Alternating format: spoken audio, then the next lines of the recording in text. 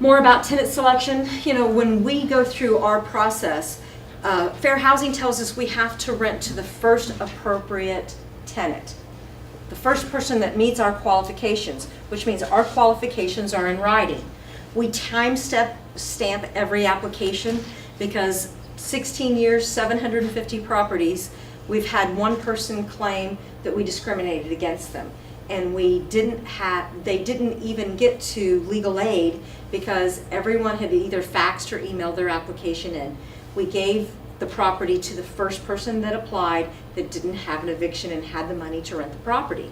So they didn't have a defense. We also use a checklist, a paper checklist, believe it or not, to make sure that we go through a very specific process so that we never miss a step and can then be accused of discriminating. Because again, most of the people there have free attorneys. And you know, attorneys, even in Ohio, are not cheap. It's $75 an hour there. You can't get one for that here. And then making sure that you rent to that first qualified tenant.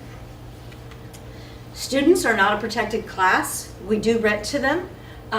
You need to have a clear policy of what your student rentals are. Your property manager does.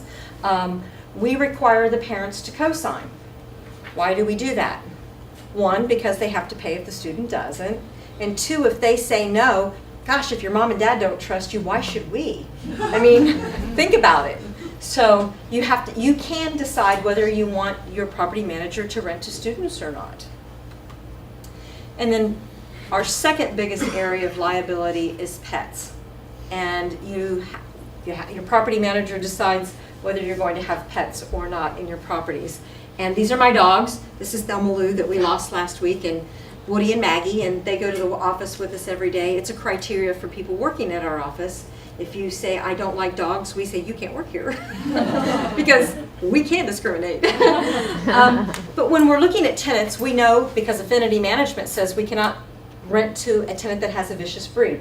Dobermans, Chows, Rottweilers, German Shepherds, pit bulls.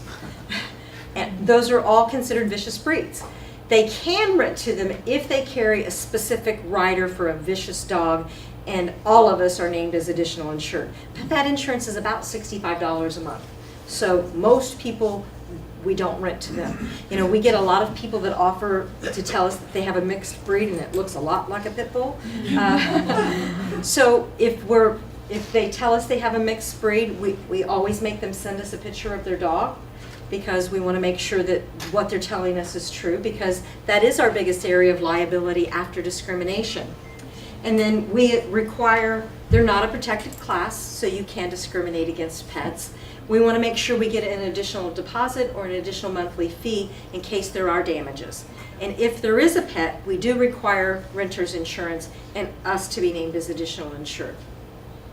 And then finally, if you decide you don't want pets, 62% of Americans have a pet, a cat or a dog. So you've just wiped out 62% of the population that's going to rent your property. So we do rent to pets, but we try to make sure that we're doing our due diligence in the background to make sure we're renting to the right pets and people that will take care of their pets. If they don't have a vet, they don't get to move in. If they have 6 attorneys, they don't get to move in.